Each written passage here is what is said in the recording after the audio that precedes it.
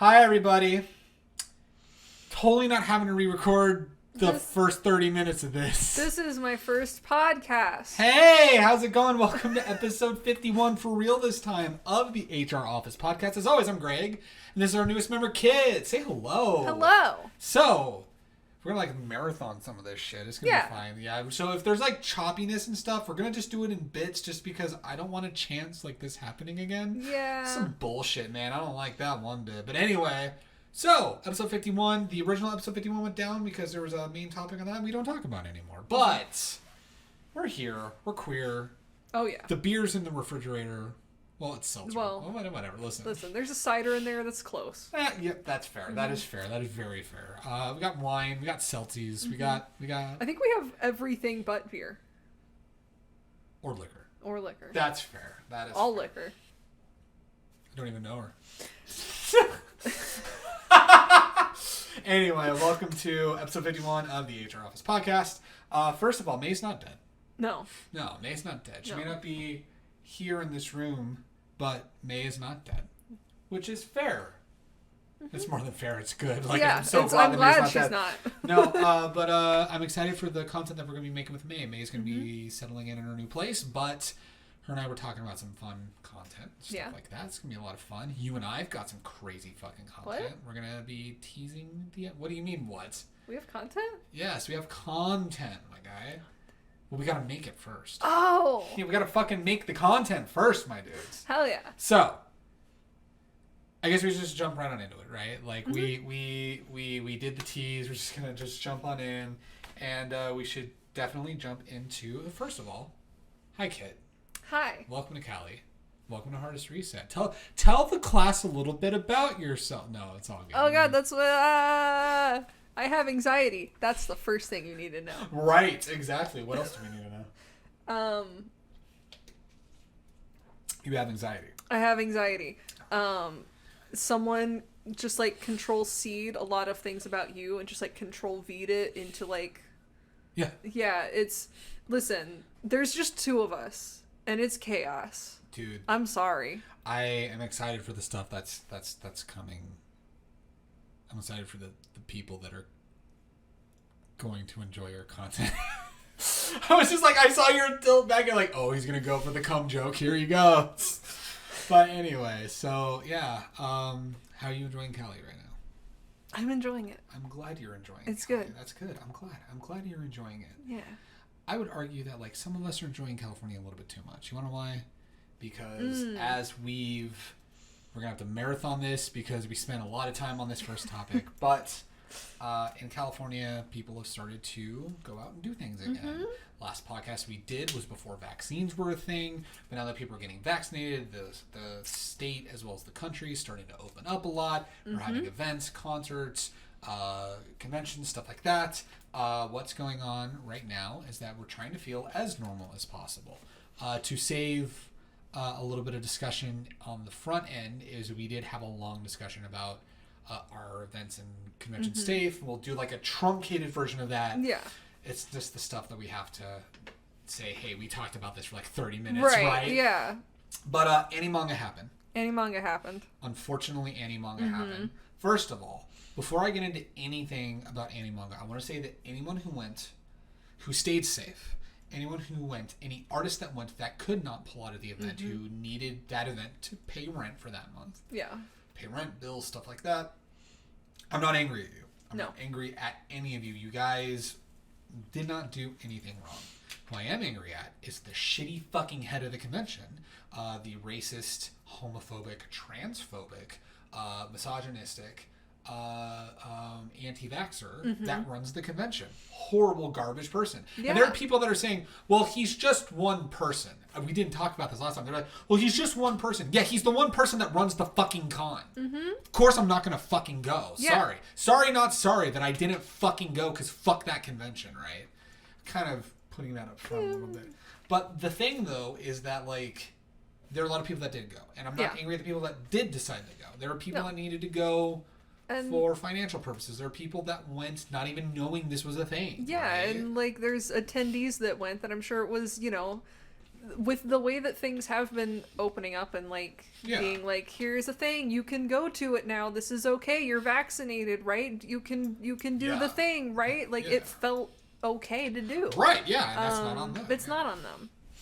But the guy who ran it, who did not put forth any COVID protocol, we talked about it in the podcast that the bit that we lost. The artists were not socially distanced. They literally, there was the infamous photo that went around of someone sitting ass to legs between two tables, and their ass was on one table and their legs were on the other table. That's not enough space. No. That's not even close to enough space, my guy. People were left outside.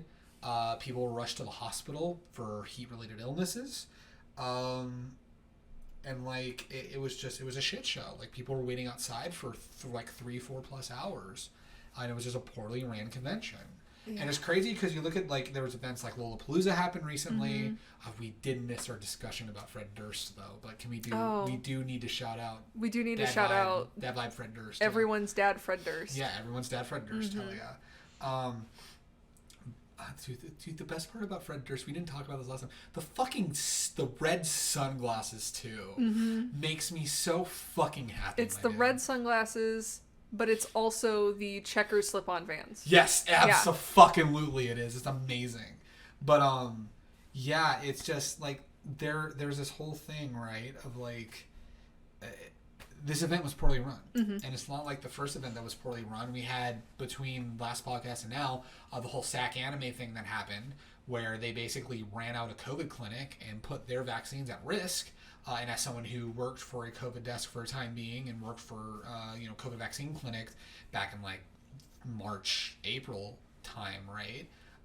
Even into May, that like if you are forced out of your venue, your vaccines are at risk, and if you can't offhand them to a place that would be able to use them, you're fucked, and you may not get vaccines ever again. And that was really shitty of like SAC anime.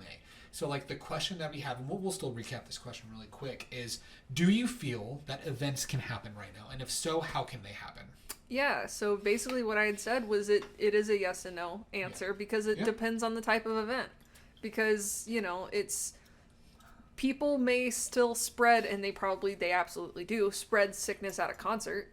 But there's a reason you hear about con crud, and with how much more social and intimate the interaction between people is at conventions, that those are going to be the more hotspot spreaders than something like a concert.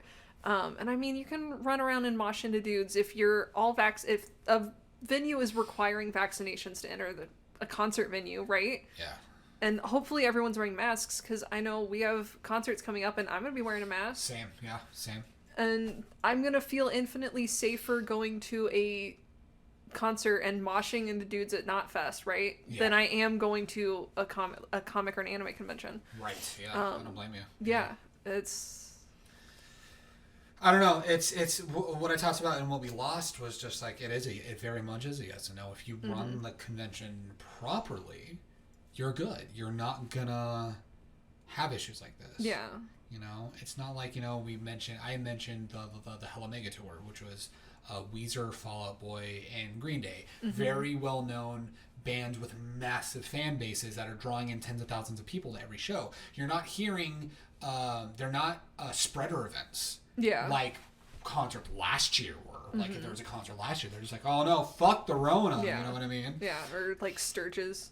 Or the bike rally. Yeah, that was a massive spreader event, right? Yep. But like it was one of those things where just like, if people do it right, if you require vaccines, people have to wear masks, like you can have an infinitely safer event. And I just don't want people to fuck it up and cause these potential spreader events, right? Yeah. Because like Animanga didn't require vaccines. They oversold the convention space. They did not cap the convention space. That was another shitty thing. Especially if you're trying to run a safe convention, you have to cap the space. Yeah. Even though cons are desperate. They're desperate for what they need. It's like you can't compromise health. Yeah, because, like I had touched on a little bit was... you need your events to happen. Not only the people that need to go to them, the artists that rely on them to vend, but also, the people that run these things. It's like that's, maybe the main thing that they do. Yeah. But you also can't put your events at risk by shooting yourself in the foot in opening things up so wide that you then cause the pandemic to get as bad as it was again, to where you're not going to be able to run your event for another 2 years. Yeah, exactly. Like, and there are ways to do it. You just need to fucking do it. Yeah. Right? That's how I would say it. Yeah. And that'll be what was you gonna say? I was gonna say, you know what, I am really sad about losing our first part. And doing this again, because we missed out on the banger of a joke I made, because you had mentioned that they're going to be having Gathering of the Juggalos. Yes, yeah. Yeah. Because you had informed me who was running one Chris of the Hansen, stages. yeah. Chris Hansen is one of the people that's hosting one of the stages. Listen, I'm just upset that we lost me asking you if you wanted Faygo with your cheese pizza. I know, that's... I figured that was gonna be, I'm new here, and I was like, cool, I got my one joke in. It was a banger, dude. But there's gonna be a banger at some point. The reason why I'm bringing up the Activision Blizzard is, like, what I mentioned before with what we lost. Before we even got into the conversation proper, which we were about to get into the conversation before we lost the video, that I have some history about it, because back in BlizzCon 2019, we watched and talked about the apology. And in fact, we had to scrap that part of the podcast because I got in an argument with someone on Twitch. This is back when we were streaming live, and that incident was why we don't stream live the podcast anymore. That's why we don't really stream anymore anyway. But it was one of those things where just like... I had naively said that the apology from the president of Blizzard seemed genuine. Sure. It seemed genuine, and it seemed like that they were going to start taking the actions to hold themselves accountable. So now, and the thing that's what I was in the middle of saying when we lost the stuff, I was saying that, like, for a long while, and I know pandemic had hit, stuff like that, for a long while I hadn't heard anything. Yeah. And usually if you don't hear anything, that's not bad, right? It's not that it's good. Yeah. But you would hear about it if it's good or bad, right? Yeah, no news is good news. No news is good news. Yeah, exactly.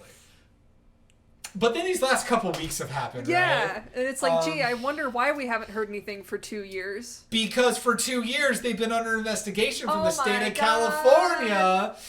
And they're now being sued by the state of California. So...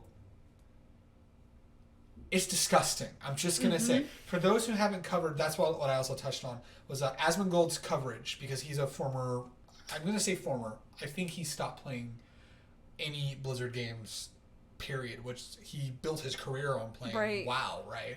Which there's a lot of creators that are saying, no, fuck WoW, I'm not playing it anymore. To give a summary of what has happened, reports came out and a lawsuit was filed against Activision Blizzard in relation to various forms of rape, assault, sexual harassment of both men and women in the company. One of them led to a situation that you can read about in the transcript that came out. I'm not going to go into detail about that. It's a very sad, fucked up story. Yeah. Asmongold talked about it because he actually... there was an article that kind of candy-coated it, and he literally went, do you want to know what actually fucking happened? And read the transcript from the lawsuit that was filed, right? And we talk about, like, we don't really censor ourselves in the sense of, like, language and topics that we talk about, as long as it's, like, tasteful and stuff. I don't feel comfortable talking about that specific situation. It's just a really bad situation, amongst all the other things that happened. It was just this frat boy culture, this consistent harassment, assault, right? For decades, not even like years, decades. Yeah. And it's one of these things that, like, all these heads of Blizzard were sitting there, like, trying to say, like, the initial thing that they had put out was, oh, well, this is not what's going on. This is blown out of proportion. This is why companies are leaving the state of California. Bye, bitch. Then, bye, bitch, exactly. But then but then all of a sudden you had, like, the former president of Blizzard and then the current president of Blizzard putting out a statement saying, oh, well, we failed you, da-da-da-da-da-da, right? And then, like, my I say favorite, but one of my favorite bits was the current, well, now former president of Blizzard. Yeah. Now former president of Blizzard, but who was the current when it came out, saying that like, I failed all the women in the workplace. I had no idea this was going when he was a creative director for the WoW team, which had the most accounts of rape and assault. Mm-hmm. Like, how do you not fucking know? Yeah. There's no fucking excuse. How do you not fucking know? I don't buy it. I don't buy it in the fucking least. And good fucking riddance. I hope you lose all your diamond in Minecraft. That's the nice way that I can say, you know, what I can. When the terminal illness update to Minecraft comes out, I hope you're the first person to download it. Yeah, exactly. It's Minecraft. Yeah, dude. It's a challenge mode. Yeah. Listen, you won't last long, but like challenge mode, yeah. It's hardcore. It's hard. It's hardcore. It's double the hard, double the core. What does that mean? I don't know what it means. That's not even an appropriate joke to make when talking about this. Listen. It's not. No, it's not. Anyway, what I was going to say was, it's bullshit that him and the former president had no idea when literally they were in on it. They knew. Like they protected their friends. And like, it would be one thing if, like, for example, if you hear rumors about someone that you know, the idea, not that it's like valid per se, because you still, if you're someone who cares about safety of individuals, you still confront the individual. But the idea of like, there's some people that try to defend these former presidents of like, well, maybe it was a thing of like, well, these were their friends. Like, they're like, well, they would never do that. But the thing is that these are serious allegations. Yeah. You gotta fucking question it. Yeah. You gotta push back. You gotta question. You know, I will straight up say, if I heard, and I promise I'm only using Brad as an example. Like, this is not anything telling of Brad. But if we had a big community, and I started hearing, like, we had people working for us and with us, and I started hearing women start to say or come to like us or me or Mira that, hey, Brad's kind of harassing us. You bet your ass I'm the first one that's going to him saying, what the fuck is going on right now? You know, you're going to, you know, a true bro calls his bro out on his toxic bullshit. Yeah. You know? And the thing is that I know that people would do that to me as well if I was in the wrong. You know what I mean? It's one of those things where just like, you don't just not question it. Right? And it's one of those things where I'm just like, I don't believe it one bit. I know that they know. I say I know, but like, you can tell that they fucking knew and they're in backpedaling mode. Oh, yeah. Right? It does come to light why a couple months after BlizzCon happened, Jeff Kaplan mysteriously left Blizzard, right? It's weird, right? Yeah. You know, the one guy that, like, listen, meme on Overwatch for being shitty, because it is, for all you want. I mean, anymore it is. I mean, it's Blizzard, so we don't fucking touch it with a 10-foot pole. But they nerfed it to shit, and it was fucking garbage way before anyway. I have some salt about Overwatch. I understand. But, it's one of those things where just, like, the one that seemed to, like... I say seemed to, and this is not saying that he was actually genuinely wanting representation. Because there were also some decisions that were made by the Overwatch team later on that went, now you're forcing inclusivity, and like, that's shitty. That's not what... It was the cover my ass inclusivity, not the... I genuinely want to write a story that is inclusive, right? Yeah. Like, it was fine when it was like, oh yeah, Tracer's a lesbian. Okay, cool. There was the comic that came out. Like, that was cool. Neat. But then when they kept going, it's the J.K. Rowling bullshit of like, oh yeah, no, Dumbledore was gay. Oh yeah, Hagrid was this, and oh yeah, Ron and Harry totally experimented in the dorms. Also, I'm a giant turf and a piece of fucking shit. Fuck J.K. Rowling. Anyway, but like, yeah, you talk about the like forced the covering my ass inclusivity, right? And it's like, and I don't want to say that like, oh, he genuinely wanted inclusivity because we don't fucking know. Who fucking knows, right? Like, I haven't seen, and this isn't saying that there isn't anything about the Overwatch team, but I haven't heard anything specifically about the Overwatch team. I've heard about, like, the StarCraft, the Warcraft, and WoW team, all the, like, the Activision companies, stuff like that. There could be, and I wouldn't doubt if there was, like, really bad shit in the Overwatch team, too. Like, I don't want to doubt that, right? But, why mysteriously, like, these people just started leaving this company, right? You know, and it's like, you know, I never had much of an attachment to Blizzard, right? I think the most of a Blizzard game I played was Overwatch. I tried WoW for a week and it was fucking dog shit and I hated it, but it's because I had no friends. Also, WoW is dog shit though, so I will say that. Never got into RTSs, so I never played Warcraft, StarCraft, any of that. I never played Diablo. Like, I never got into any of these games, right? But you played a lot of Blizzard games back in the day, right? I grew up on Warcraft. I grew up on StarCraft 1, right? I played several years of WoW with no friends. As you mentioned, having no friends. Oops, it's boring. Well, sorry. I also like boringly running around and, talking to NPCs and stuff. And I didn't appreciate that as like a fucking 12-year-old, right? I want to max out my fishing in WoW. Of course I do. As an adult, I want to max out my fishing. I want to max out my fishing in 14. Yeah. That's what I'm doing now. I want to max out my crafting in 14. I'm going to fish and cook, and, I'll max out my fishing and cooking in RuneScape before I go back to playing WoW. Oh, hell, dude. Let's all go back to old school RuneScape. Let's fucking go, my dude. Hell old school RuneScape better than WoW. I said it. Hell yeah. And then I played Overwatch. Yeah. I played, for a lot longer than I should have. Right. Including up to that point of being like, well, there's not really a lot of... Because I remember when the whole issue with the Hong Kong protesters was happening and Blizzard... Yeah. Shot themselves in the foot then, too. Yeah. I was long out of Overwatch at that point. Like, I think the last time I played Overwatch was late 2017. That was when I said I think I have to actually uninstall these games now. Right. Right. Yeah. It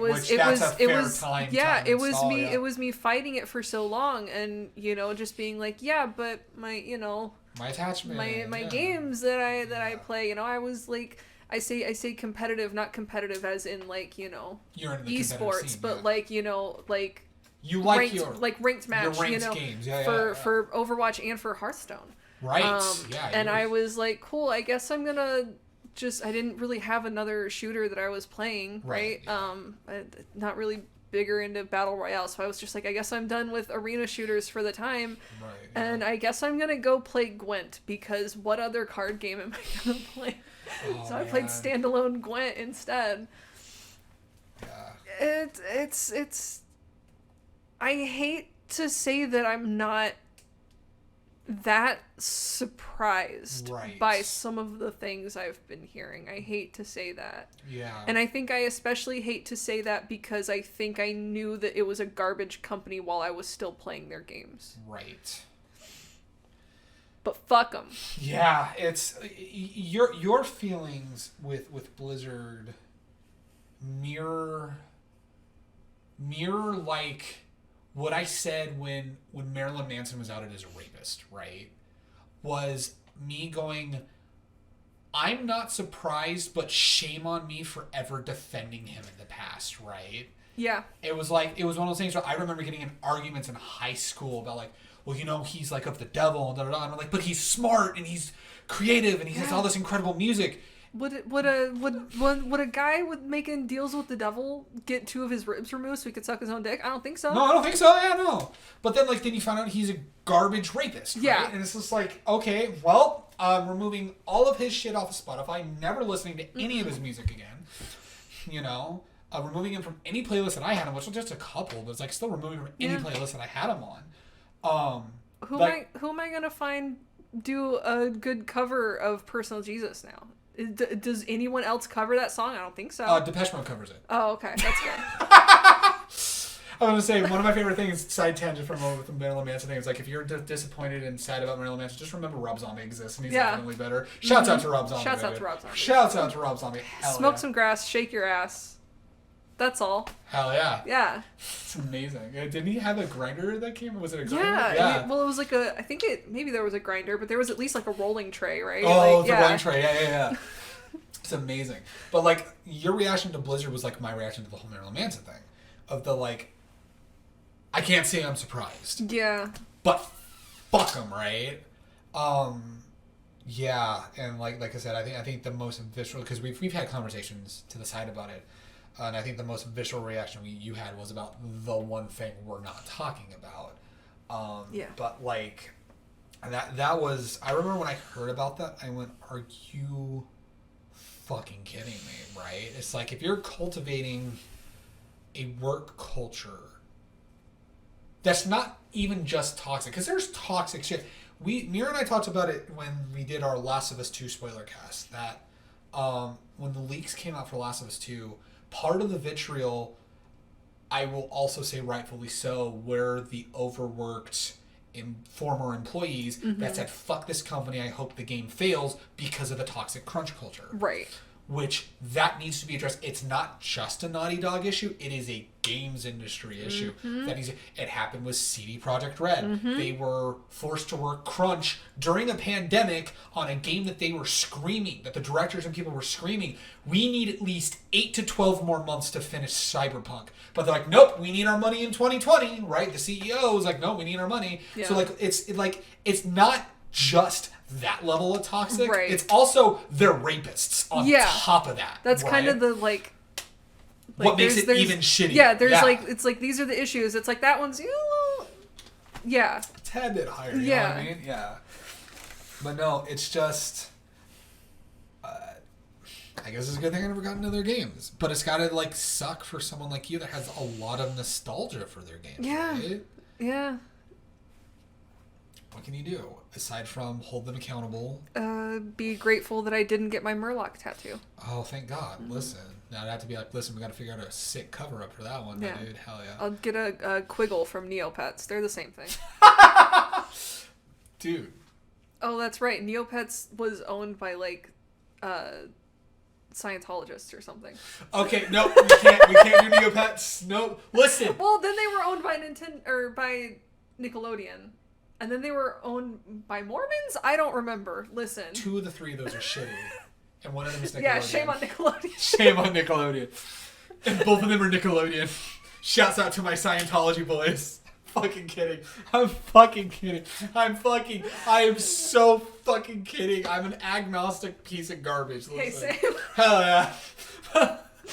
No, what I was gonna say was, no, you're gonna get Frog from RuneScape tattooed. Oh yeah, that's what you're gonna do. Dude, Minecraft Frog. Minecraft Frog. Minecraft Frog. Minecraft Frog. Oh wait, we can't do Minecraft Frog because Notch is a neo-Nazi. But Notch doesn't work on Minecraft. They completely removed him and his name from Minecraft. Minecraft Frog. Minecraft Frog. Minecraft Frog. Oh, good. I didn't know that they completely scrubbed that piece of shit from the game. Even like I didn't know that. When you like load up the game, you know, there's like the little, it like blinks like a little message at the top. It'll like randomize one. Like they removed him from that. They removed like they were just like no, this is just a micro. Don't quote me on this. Right. I'm 90% sure. I'm 90% sure because this was also not recent, but it happened. Yeah. And that's when the jokes about like Miku created Minecraft, ha ha ha. Right. You know, I'm pretty sure that's where that started, unless people just started saying that when they found out that Notch was shitty. But regardless, I think if I remember correctly, it started as a meme, and then how do you say the name? Mojang, I think. Yeah, Mojang took that and ran with it. If I remember correctly. But yeah, don't quote me on it. I'm gonna say 90% sure. But as I remember the news going when it happened was Notch has been scrubbed off of Minecraft because they just sold it to Microsoft. Yeah. And then Microsoft was like, well, you know, it's just a Microsoft game. And then they just cleaned it up a little. I think. I wouldn't doubt it because, I mean, the meme is that, like, the Xbox is the dude bros console and stuff like that, right? But, like, the head of Xbox, Phil Spencer, like, he, in recent times, actually kind of shown to be kind of a chill dude. Yeah. When the PS5 came out, he took to the Xbox account on Twitter and was just like, yo, congrats on Sony for a good launch. Can't wait for another fun console. Or, like, he's just taken it in stride. Like, he's turned it into a friendly rivalry now, right? And, like, I can't fucking knock that, you know what I mean? It's just like, you know, it's like, oh, it's the Dude Bros console, da-da-da. Sure. It's like, but, like, to see that, and that, like, when they made the merge with, like, Nintendo, right? And then to work with, like, heads of Sony for, like, cross-platforms and, like, games on there, I'm just like, I wouldn't doubt that, like, this current era Microsoft would be scrubbing someone like Notch from a game that they own. Yeah. You know, it's like I would not know that. Yeah. When he sold it, he like I don't know if it's necessarily he sold it, but like when it got sold, and he doesn't work on it, he's not a part of the company. He's not a part of the parent company either, right? Like he's just off in his fucking ugly mansion somewhere. Which one? Yeah, exactly. Right. He's not a part of it. He's not making money off of it. No, he doesn't. He doesn't make. He's already made his Minecraft millions, but he's not making any more. Yeah, that's fair. I hope he's not making McMillions anymore either. Dude. That's gonna be the pausing point. Go for it. Oh man. So we're back. Hey, stuff crashed again. That's fine. We didn't lose too much this time. No. I think maybe the camera is just... It might have been my webcam. Might have been your webcam. But hey, we're back on this webcam, so we're just going to continue on from here. So, the thing that we did want to say was that you did confirm Microsoft did get rid of any mentions of Notch. Yeah, they did scrub Notch out of Minecraft, and also did not invite him to Minecraft's 10th birthday party in 2019. Yep. So, no Minecraft cake. No Minecraft cake for Notch. So, next topic. Exandria Unlimited. Mm-hmm. The latest series from Critical Role. Those who have paid attention to the podcast know our love of Critical Role. You've got your Vax Prince. We got another fellow Critical Role lover here. Hey, there you go. I love that shit. But Exandria Unlimited's been happening. And we're 7 out of 8 episodes in. Mm-hmm.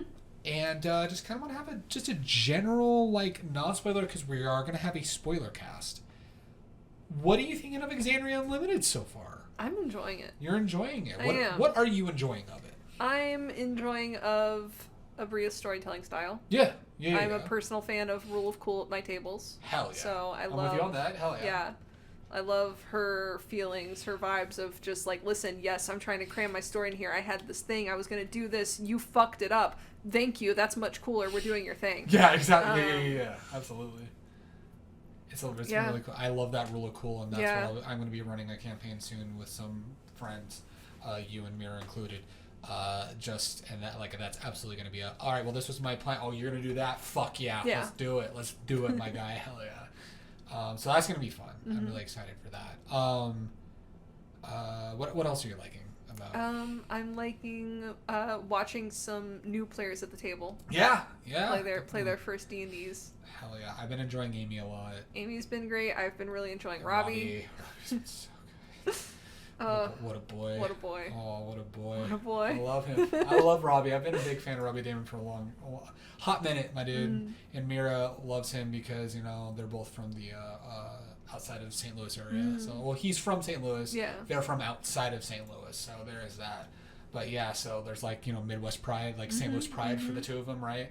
And the last time we met him at a con, we literally just talked about toasted ravioli and stuff for I still don't know what that is. Toasted ravioli is basically a mozzarella stick, but it's ravioli instead. That sounds amazing. I want that. It's It's so good. It's so good. You either do just cheese or meat and cheese.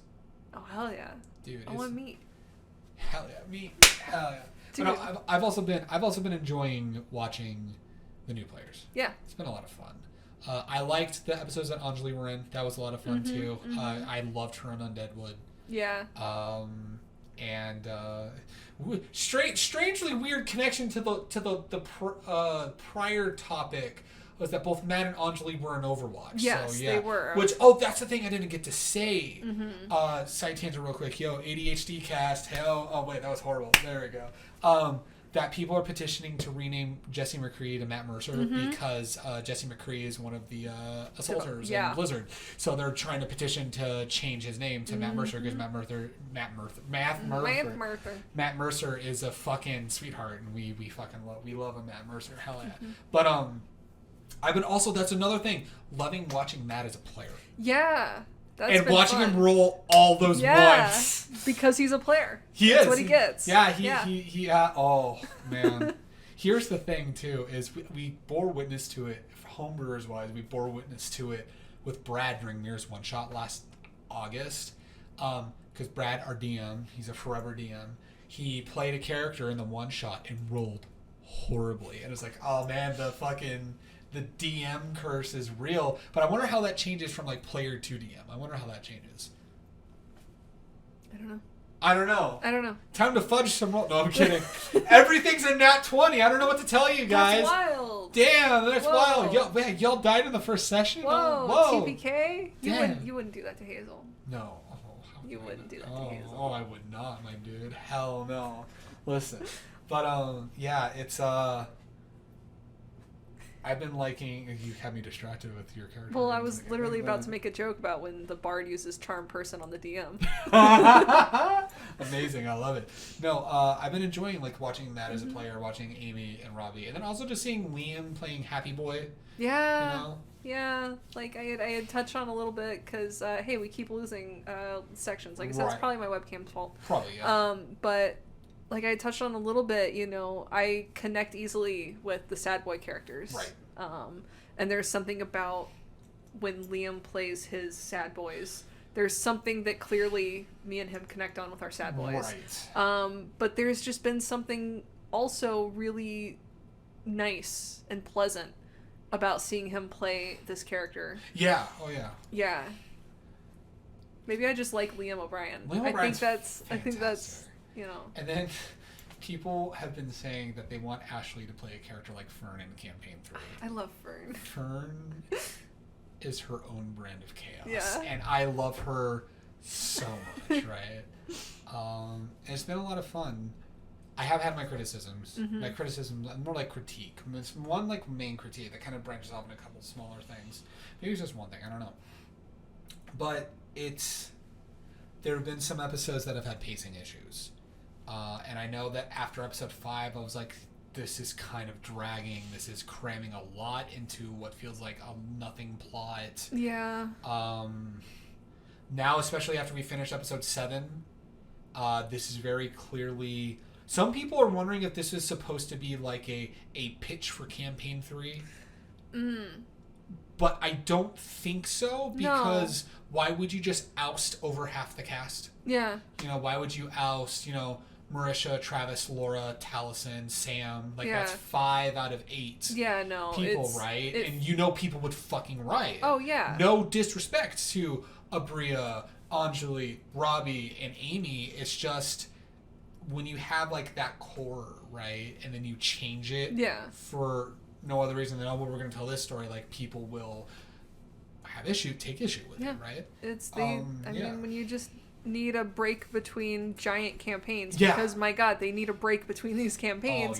Oh, yeah. They want to fill that space with something. Campaign 1 and Campaign 2, they did all the one-shots. Yeah. Yeah, and then they're doing the miniseries. Yeah. I think this is a pitch for Campaign 3, and I think this is more a prologue to Campaign 3. My conspiracy hot take is I think we're going back to Tal'Dorei. I think even if it's not immediately after what happens in Exandria Unlimited, I think what happens in Exandria Unlimited is going to set some key things up for Campaign 3. Which is my conspiracy theory, because they claim, I say conspiracy theory, but which would be interesting, because there were people that are skipping on Exandria Unlimited because it's not Campaign 3, but there were people that are also like they straight up said, you don't have to know anything about the first 2 campaigns in order to watch Exandria Unlimited, right? I mean, which I would argue you at least have to have watched or be familiar with Campaign 1. Like, you don't need to, in the sense that it's not... It's a standalone story. Yeah, it's a standalone story with new main characters. Yeah. But, I mean, it helps. Like, it's the same way that people have said, you don't need to, and it may seem like a random thing that I'm grabbing here, but it's because this is literally an actual thing that has been, said to me about this topic. Was when I was asking someone, like, when you think of, like, a mainstream, like, main comics, right? Yeah. And so the one in particular that I had been asking about, I was like, if someone wants to get into reading X-Men, where do they start? And they said, well, you can just pick up any of these arcs, they're standalone. But if you don't understand who these characters are, it's not like every single arc of the X-Men explains each of these characters for you and the world. It's something you learn along the way. Like, it's one of those things where I will say this, is that Liam O'Brien's character is Orm of the Ashari. Stand alone, you're like, okay, who are the Ashari? Yeah, exactly. But though, like you and I, we watched Campaign 1, we're like, oh yeah, the Ashari, where Keyleth came from. Yeah. Keyleth who did her Armamente and is now the voice of the Tempest, right? So it's just like, we're sitting there, we're just like, oh yeah, we've got all this context, right? Yeah, and it's like, do we need to know who the Ashari are in order to watch Exandria Unlimited? Do we need to know who the Ashari are? Do we need to know what Thordak's attack was? Do we need to know the attack of the Chroma Conclave? Do we need to know who the betrayer gods are, right? Yeah. Because but like all of that was important to both campaigns, but especially Campaign 1. It's less that it's you need to know this in order to watch and enjoy Exandria Unlimited, but it's more, yes, these things come up. Yeah. Some people have knocked that as like a flaw with Exandria Unlimited. I think it's done at least well enough to where, like, prime example, there is I'm not going to say the name this time. There is a certain character that shows up that was in Campaign 1, a very beloved character from Campaign 1, shows up in Exandria Unlimited for an episode. You, as someone who has like never known anything, right, about Let's just leave it at that.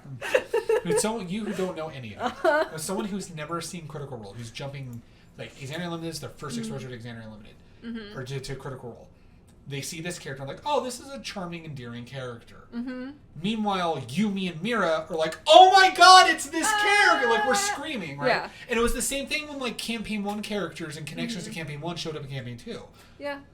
I think my all-time favorite one, and the statute of limitations for this bit is up on this part of the spoilers for Campaign 2, but when it was revealed that Delilah Briarwood and Anna Ripley knew each other in Wildmount, and they escaped together, and that was that the Cobalt Soul was investigating someone in this mage, Delilah Briarwood, was learning necromancy in the Cerberus Assembly, and then that was Anna Ripley was leaving the Cobalt Soul or something like that, if I remember that, right? But like that connection, right?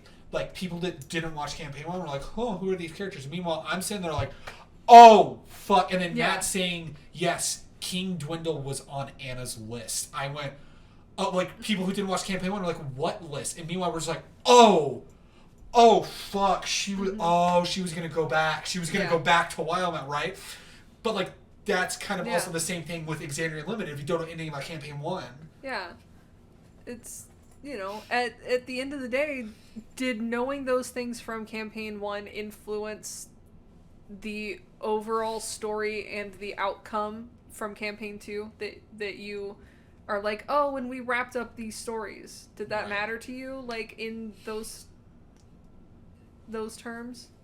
You know what I mean? Yeah, there is an argument one could possibly make for one arc, which you know the character I'm talking about, where you see this character and then you see Marisha's reaction to this character, and you're just like, if you did not watch Campaign 1, you're just like, I'm sorry, what? But all of us that watched Campaign 1 and watched Keyleth's end to her story, and then this character shows up, you're like, oh my god, like, it's extra, right? Like, someone make that argument, right? Yeah. But it was still handled in a way to where if you never watched Campaign 1, you're like, oh, this person's going back to this, right?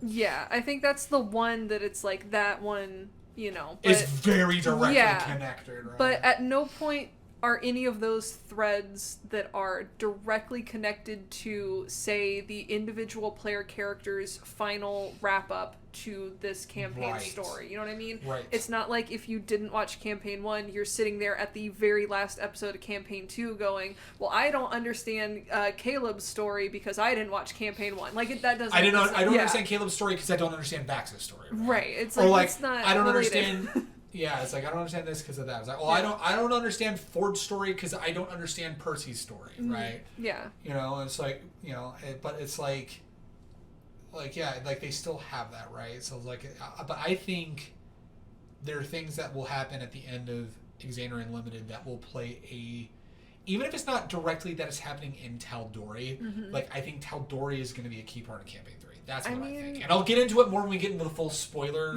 talk in a couple weeks when the final episode's done. Yeah. And we chat about it, yeah. I mean, when Matt hands his world over to a new DM and says, what you do in this world is gospel, yes, it sounds like it's because he's coming back to it. That's, yes. to me, that's what it that's sounds like. That's how it sounds, yeah. So he's like, that's why he's also excited. He's like, oh, I get to work with this now. I get to do this, I get to do that. Yeah, absolutely. So, like, and, like, seeing Tal'Dorei, like, 30 years after Campaign 1 has been a lot of fun, too. But, like, I think... my one critique that I was touching on was the whole... the finite amount of episodes. Yes. They've had miniseries before. Undeadwood was a miniseries. But the thing is that even if it was announced, I personally did not know how many episodes of Undeadwood we were getting. Right, so you're just watching it, and then however much it ends up being as you're watching it, you know. Them saying, me knowing up front that it's 8 episodes, I think has, I don't want to say ruined. No. But it definitely affected, like, some of these, like, episodes 3, like, episodes 4 and 5 specifically, where I'm just like, they were so dense. Yeah, it makes you, knowing how many episodes into something you are kind of makes you put the pacing and, like, where you're at in an arc, you know, like, you're thinking about it. Yeah, absolutely. Yeah. So that's been, like, my one complaint. I say complaint, criticism. Yeah. And we'll get into it when we chat, like, main spoilers and stuff like that. But I'm still loving it. I'm excited for the final episode. The way that it ended without a post-credit scene, as I like to call them, for episode 7, I'm like, oh shit, that's gonna be cool. Yeah. But yeah, so that's exciting. It's a lot of fun. So I would say if you haven't already, check out Exandria Unlimited. Yeah. I would say my only other criticism is that the episodes are longer than average Critical Role. Yeah. They are definitely like the shortest episode's 3 hours. That was episode 3, but the average episode's 3 hours and 45 minutes at least, if not 4 hours, right? We had 5 hours. We had 5 hours for episode 6, which is surprisingly the one that didn't drag the most to me, right? But that's still 4 hours and 47 minutes. Yeah. I also was late on that one, so I was watching it on like double 1.5 time, speed. So yeah. Right. Yeah. So I would still check it out though. Yeah. I think even if you've never checked out Critical Role, I'd give it a chance. Go check it out. Go check it out. So to completely pivot from nerd shit to jock shit, went from being shoved in a locker to shoving nerds into lockers. Hey, can I make a hot take? Yes. Sports are nerdy as fuck. They are. Listen, they really fuck. Okay, you want to sit there and tell me that I'm a nerd for playing video games and watching anime and playing Dungeons and Dragons, but the fucking guy watching football because his fantasy football league is playing, and they're like, well, my boy's got to do good, or else I there's this. It's like, you're a fucking nerd. Sorry to say. Not only that, but there's massive, like, number nerd in football. There's, there's someone that I like a streamer that I've like watched and listened to and playing like, fucking MMOs and stuff, right? And it's just like the one other thing he likes to do is the football podcast. And he's a numbers guy, right? And it's like, it's the nerdiest fucking thing. Like watching him play, like, back when he played like World of Warcraft, hey, shout out to back around to that thing, back when that used to be a thing. Remember World of Warcraft? Oh, Yikes. man, it sucks it doesn't exist anymore, my guy. Sucks that Blizzard died. Sucks that Blizzard died. JK, I wish they would. But I hope they would fall into lava in Minecraft. Yeah, in Minecraft, and Notch will be there to greet them in hell. Hell yeah! We're just wrapping it all up today. Dude, hell yeah! I love it. The ADHD cast. So numbers. It's just sports. it's nerdier to watch him talk about football than it is to watch him talk about World of Warcraft. You know what I mean? I love it. Like, I love it so much. Yeah, that's so good. That's some good shit. But we've been doing our fair share of sport ball. Most of them don't have ball, but yeah, sport. The sports. Yeah. Sports dudes. Sports dudes. Yeah, Listen. we've got board sport. We've got puck sport. Board sport. Ice puck sport. Ice sport. Ice sport. Water sports. No. Nope, not that. Nope, I realized that after I said it.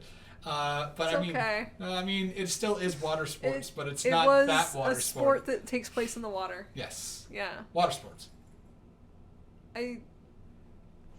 Don't go pee-pee in the pool. Anyway, so... Don't. Speaking of things to make you depressed,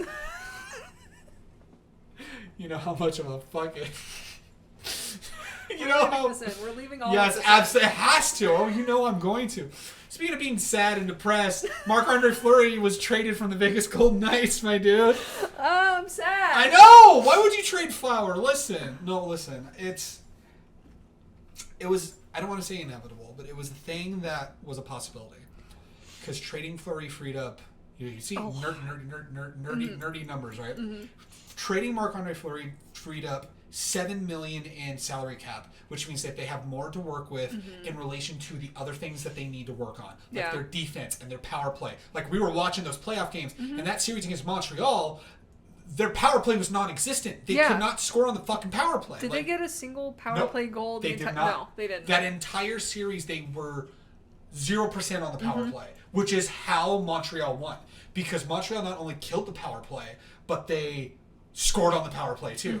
And then they got their asses handed to them by Tampa Bay. And then fucking Pat Maroon was drunk on a boat and dropped the Stanley Cup, so it technically went back to Montreal to get fixed. Oh, Florida. Oh, man. I remember reading it, and people were giving Pat Maroon shit. And just like, well, they think I'm like disrespecting the puck. No, it was just raining and we were drunk and I just fell and I felt bad. And I'm like, poor dude. Felt bad. Poor dude. Listen, he's from another St. Louis boy. He's born and raised St. Louis. Listen.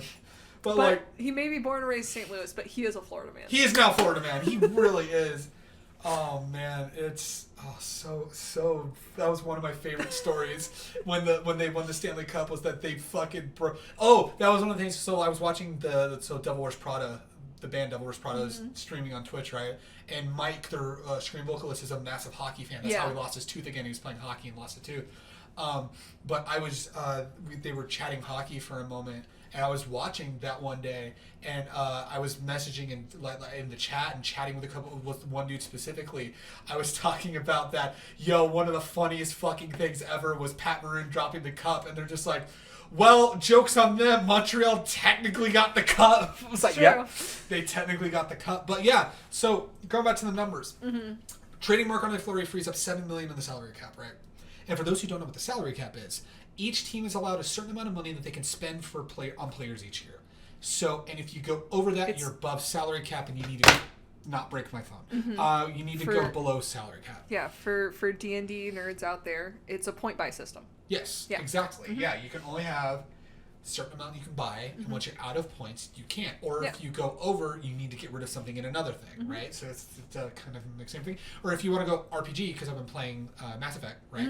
You only have a certain amount of points when you level up. Yeah. And when you use those points, that's it. Like, you don't have anything else to deal with, right? And the higher skill you are in one thing that you want to level up, it's going to cost more points to go up to the next level. Yeah, that's what's... So it's like, I could get a bunch of piddly first level and like all these other things, or I could get Marc-Andre Fleury. Yeah, which is like a level 7, right? Yeah. Hall of Fame bound Marc-Andre Fleury. Vizina Trophy winner. Yeah, Vizina Trophy winner. Just boy. Flower. B-O-I boy. B-O-I. It's Flower, my dude. Flower. Fucking... I was so sad the day, and then like the more fucked up moment was him finding out through Twitter. I know they didn't. Oh man, they didn't even tell him. Yeah, it's like, great one, great respecting him. They gave Ryan Reeves the compliment, right, when they traded him to New York. The boy wanted to retire. He had one more year in his contract. He wanted to retire in Vegas. Just give him that last year, but he decided to go to Chicago. He was traded to Chicago. And I read the interview that Marc-Andre Fleury did, right? And he was talking about how the GM, he was the coach of the GM, made that trade knowing that it was possible that Fleury would just retire. And that individual told Fleury, confer with your family first, then get back to me. And like that left an impression on Fleury, so he went. That's why he went to Chicago, because he was like, confer with your family. I get it. Yeah, I say this only because it was his team for so long, but it's sad that Vegas treated him worse than Chicago did already. Yeah. Yeah. Right. Yeah, and it's like, and he's already uprooted his family once when he was drafted from Pittsburgh to Vegas, and he was in Pittsburgh from 2003 to 2017. Then 2017 to 2021, he was in Vegas. He already uprooted his family once, which is why he needed to confer with his family. I just think it's fucked up that they just didn't tell him. Yeah. They didn't fucking tell him. Yeah. It's like, that's fucked up. That's not... but, like, he's in Chicago now. I had to tell Mira because Chicago's like rivals to the St. Louis teams, so I had to say, sorry, babe, we're Chicago fans now. And they're like, you're a Chicago fan now. I'm all, we're Chicago. And they're like, nope, you're a Chicago fan. Which fair. That's like if one of their boys got traded to LA, and they're like, well, I got to be an LA fan. I'm like, well, you could be an LA fan. It's because I got that bitter rivalry because I'm a bitter Anaheim fan. Listen, I'm an Anaheim anything fan, so I'm always going to be fucking bitter about that. It's okay. I don't have allegiances except whoever is going against North Carolina. Right, so fuck the Carolina Hurricane, right? Yeah, fuck the Hurricane. Hell yeah. I say I have no allegiance to the Carolina Hurricane anyway. It's the same with Brad because he's from North Carolina. It's like, yo, dude, Carolina Hurricane going in. He's like, fuck Carolina. I'm like, hell yeah. A fucking atheist born in the Bible Belt. Like, yeah, no, an atheist playing D&D in middle school and high school in the Bible Belt. Yeah, I'd be jaded as well. Yeah, damn. But other sports. Olympic sport. The Olympic spoots. Can you believe to learn they play soccer there? Football. They play American football? They play football, dude. Not hand egg, football. Wait, no, they play So Midwest emo band American football is playing at the Olympics? Yep. Yeah. They brought him to Tokyo 2020 in the year 2021. It's so confusing. It's Tokyo 2020 and 2020. I know why, because pandemic. Yeah. It's just so confusing. Yeah. I love it. There's no cast iron, gridiron football. No cast iron football. No. You know, people outside of America call American football a great band, and then also call the sport gridiron. Yeah. Gridiron. I was like, dude, why don't we just call it gridiron? That's a cool. Because we're American. America sucks. Anyway, so Olympic sport. Olympic spoots. Yeah. Yeah. Still sad that caber tossing not in there. Wait, what? Caber tossing. What's caber tossing? That's the Highland game of. Oh, is that chucking a fucking light pole, right? Ah, yeah. Right. Throwing logs. Listen, we can allow table tennis. We can allow Highland games throwing fucking stuff. Light poles, lamps. Throwing lamps. Not lamps. It's like telephone poles. That's same difference. Listen, same difference. Just huck a tree at it. It's fine. Ha! Right. Kilt lifting. That's another good Highland game. Oh, you just lift their kilt? Well, yeah. You can also do the one with the leaf blower. Oh! Yeah. That's good. Hell yeah. That's just what I call Friday night, baby. Let's say Tuesdays after work, but hell yeah. Friday night, baby! Hell yeah. But we've been watching some Olympic sports. We have been watching some football. We've been watching some football. Which, I don't know when the bronze medal game is, but the gold medal game is Saturday, Japan time, which means like tonight. Probably. Wait, yeah. Yeah. We watched a little bit of water polo. We watched some volleyball. We watched some diving. I watched a lot of volleyball. Yeah, you did. You're like, listen. Why are the Brazilian teams hot? That's what I want to ask. In every sport, right? Dude, it's been watching Brazil in football has been amazing. It's Brazil versus Spain for the gold medal. You can tell when we're recording this that the gold medal hasn't happened yet. And then it's Japan and Mexico for the bronze medal. Yeah. Which I had been wanting. My hope from the beginning, before we even got to the semifinals, quarterfinals, any of that. My hope from the beginning, from the preliminaries, was Brazil versus Japan for gold. So we got close. We got one of those two. Yeah. I loved the shootout during Brazil versus Mexico. That shootout was when they actually scored. It was amazing. But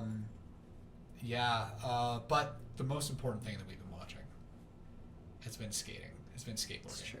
First year that skateboarding, both street and park, has been at the Olympic Games. And as Tony Hawk kids, hell yeah!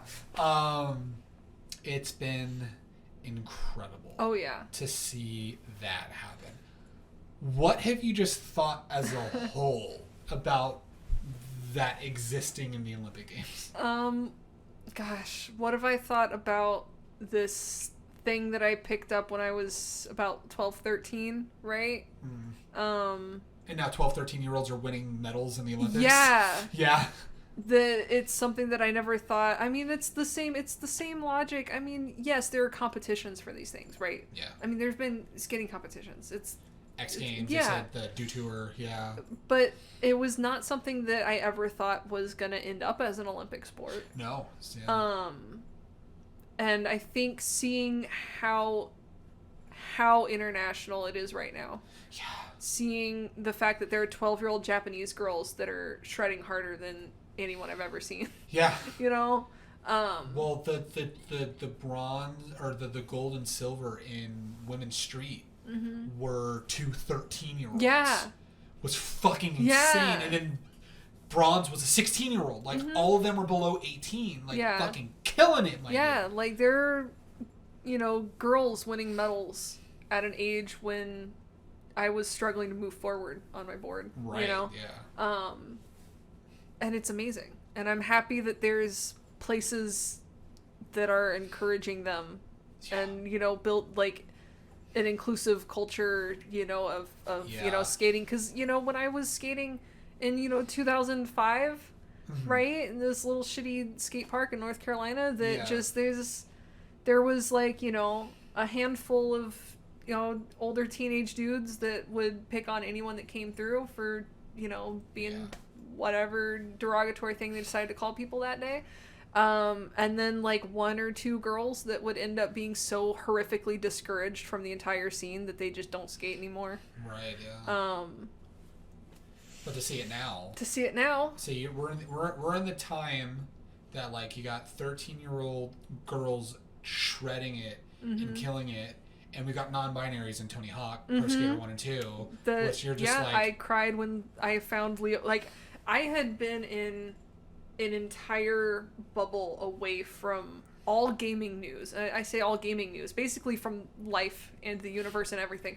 I knew nothing about this, like, Tony Hawk 1+2, right? Yeah. I knew nothing about this, like, remake, this re-release, whatever, until shortly before it came out. Right. You know, like, basically once the, like, pre-orders were up, I was like, okay, Dude, this is the thing. I pre-ordered day 1, by the way, and we did the video on Hardest Reset with it. Yeah. And it was just something that I just didn't know, because I was just off in my own little weird depressive bubble of, you know, not knowing the world around me existed for a hot while. And boy, when I bought the game sight unseen, booted it up, and saw Leo Baker's name, I cried. And I was, you know, the last queer skater to find out that news. And right. You're like, you're the last trans non-binary individual to find out that a non-binary individual is in this game, and so you're just like, I'm seen, right? But no, like, can you imagine, like, you look at, like, this day and age now, right? Like, this day and age, like, can you imagine, like, these kids that are, like, struggling with dysphoria now, that are realizing they're trans or they're non-binary, and they're like, they're in the scene, right? And then they see people like Leo Baker, and these people see, you know, Leo Baker and how they're in this game now, right? And it's like, that's got to be so important to people. Yeah. And then, like, and it's even just as important, like you said, watching, like, these Japanese girls fucking shred it, right? These, like girls from, like, Peru, Brazil, you know, up in Canada, you know, and there's, like, even, like, these, like, kids in, like, in Australia and New Zealand that are just shredding it too, right? It's like, it's the way that I see it is like, it's come so far, right? Oh, yeah. And it's like, it's been really cool. And also, the runs have just been killer, dude. Oh, yeah. It's been insane. Yeah. They've pulled off shit. I mean, it's the Olympics. You're an Olympic level skater. They pull off shit that I could never do, and not just because my knees are bad. Yeah, right. No, it's so fucking cool. And then during the men's park final, when they just had the thrash metal playlist going, and then afterwards they stole they stole your goth playlist. Yeah, it's like, here, just take some fucking, have The Cure, have Sisters of Mercy. Here you go. You know, not that that's exactly what they were playing. It was like, have these. They definitely played The Cure and, you know, fuck Morrissey, but they were playing the Smiths. I was like, I see. You're like, I see what you're doing. Yeah.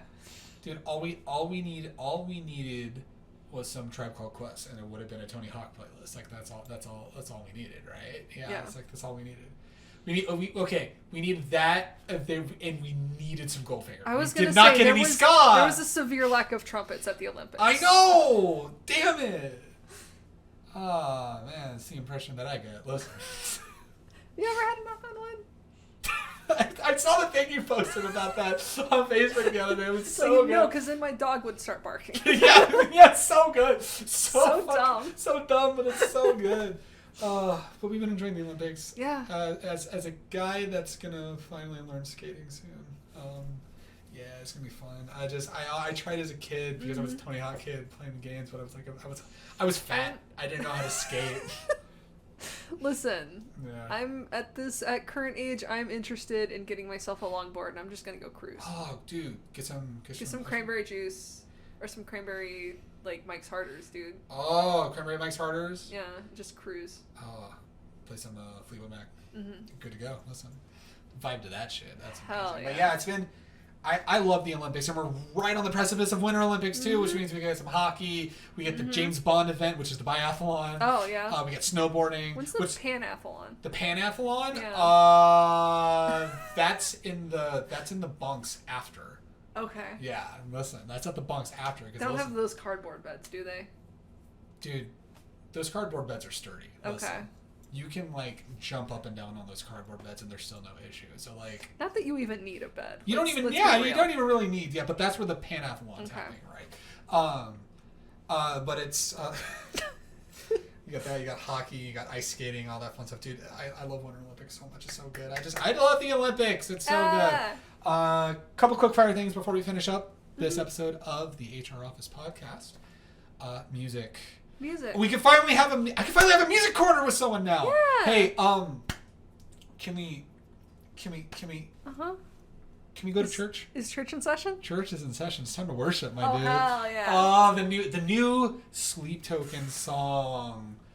Oh my god, While we're here, I want to just gush about the last two Sleep Token songs. Honestly, Alkaline. Yeah. Is fantastic. It's so I have good. the vinyl pre-ordered.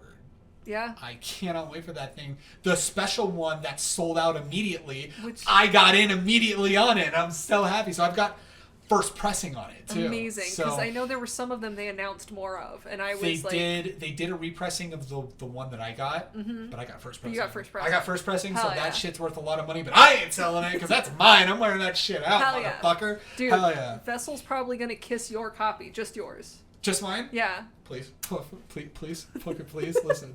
I'm with Sam Carter from Architects of Can Someone Tell Me Who the Hell Vessel is so I can make out with them? I'm like, please! Agreed. Yeah, right? He's like, kiss him and make out with them or something. Something really gay. It was something really gay. I didn't know that was Sam Carter's tweet. That's Sam Carter. Yeah, that was Sam Carter. Sam Carter was the one that kind of, I don't want to say put them because they already had a following, but Sam Carter tweeted about Sleep Token. Yeah. And he was just like, can someone tell me, because he mentioned like either wanting to make out with him or how sex his voice was, right? And it's just like, listen, Sam Carter's the one that made out with, rest in peace, their guitar player Tom when gay marriage got legalized in America and said love prevails, right? Like, or love wins, right? And it's like, I'm like, yo, yeah, this boy would be like, listen, who's this guy? Who's this boy? Listen, it's great. But Alkaline is fantastic. Oh yeah. The Love You Need. Is it The Love You Want? The Love You Want. The Love You Want. The Love You Want. The Love You Want. That's what it is. I said Love You Need. I'm sorry. Listen, no, it's I think okay. the word need is in the song at some point. It is. The Love You Want. Yeah. And Alkaline. I'm in love. I am in love with both tracks. Yeah. And I'm so glad I pre-ordered the vinyl. I cannot So wait good. for the name of the record too. This Place Will Become Your Tomb. I'm like, that's the vibe we're going for. Yeah. I've been really happy with how heavy the songs are without being I'm dumb with music terminology. That's my only issue in talking about music. Right. Is just I'm in love with how heavy the vibe is Yeah. without it being just like a fucking like metal in your face song. Does that make sense? Yeah, it's they're doing like the heavy instrumentation. There you go. If I can sound It's all it good. They can do the heavy instrumentation while having the melody of the vocals, of the clean vocals, right? Yeah. And that's like what Sleep Token's always done well. Of They've course. always melded like the heavy of the music and like the melody of like the vocals, right? Yeah, it's their bass structure feels like they've got that mellower structure, and then they went, by the way, our musicians fuck. Yeah, yo, our guitar and bassist, dude, they got some fucking chunky riffs. Our drummer, he's just a fucking show off, my guy. Yeah. Like, listen. Yeah. You know, yeah, it's what were you gonna say? What were you gonna say? No. Our drum. Let's wait. I'm waiting for it. We're good. That's fine. That's fair. You can tell me after the podcast. That's all good. I know. It's just stupid. Then that's why you're recutting it. It's so good. Listen, their drummer's got more fills than a donut shop. Cake on him. Hell yeah, it does. Hell yeah, he does. It's so good. Oh, but yeah. Sleep Token. No, they've done so well on like we've got some like some like musicians that are heavy as shit, but also this dude that fucking sings like an angel and screams like a demon. Like, dude, hell yeah. Other music to be excited for. That new Underoath record's going to be a voyeurist. I'm so excited. That both songs, Damn Excuses and Hallelujah. Hallelujah especially. Oh my god. So here's the thing, and people were making the comment about it, is that they had a record that came out in 2010. I'm going to mispronounce it. I think a Disambiguation or something like that. It was the record that they put out when Aaron Gillespie quit the band. Before they initially broke up and they got back together with Aaron. That record was a lot slower and vibey, right?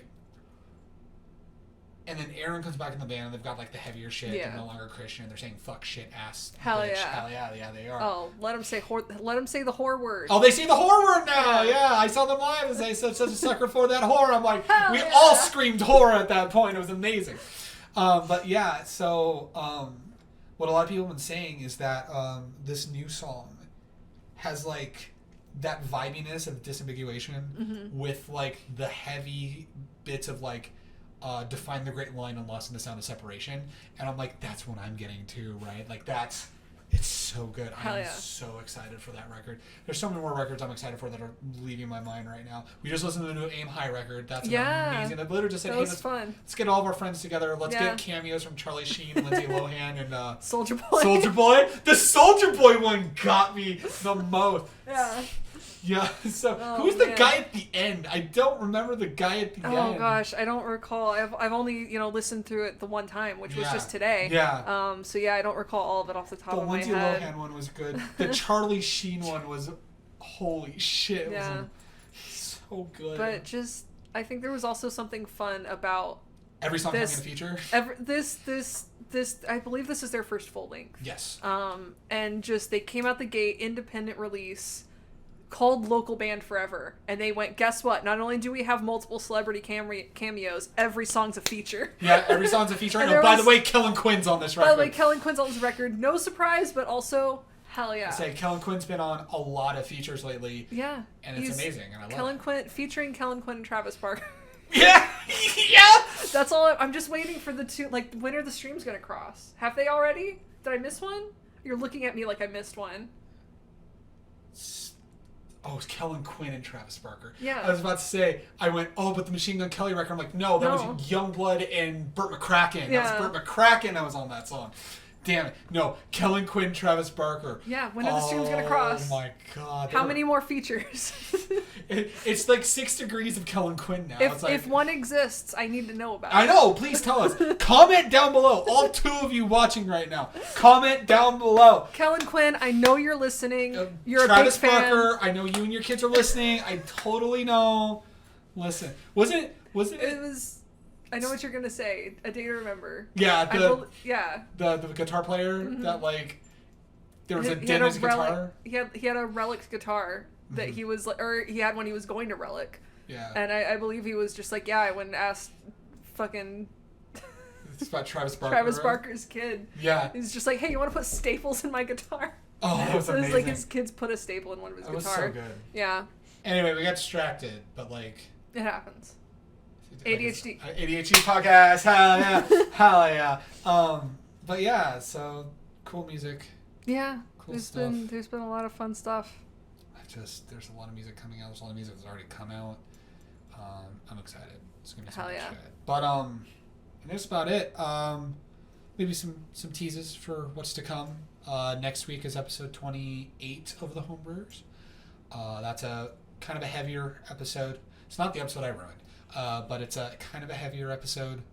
But it's a good episode. It's got a good RP moment between Renfis and Chrissy.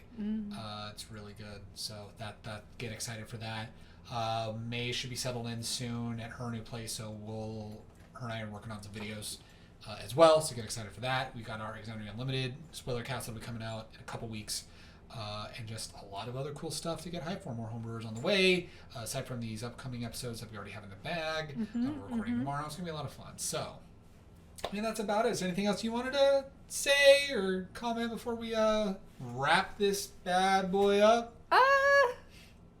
I mean, is there anything about stuff that you and I have planned to make that we wanted to tease? We mentioned music. Did mention music. We're gonna we don't know when that's happening. Yeah. That'll be at some point in the future. There'll be some shitty skate punk song. And you'll be like, yo, it's Greg and Kit from Horrid. We talked about it. I think I mentioned it in passing somewhere, but we do have a project we're working on called D&D Husbands. Yeah. That is the stupidest shit we've ever done. Oh yeah, that's what I'm excited. That's gonna be really cool. I'm excited. We've got a video. It'll be coming out in October when Metroid Dread comes out, but I got a Metroid related video coming out that you and I will be a part of.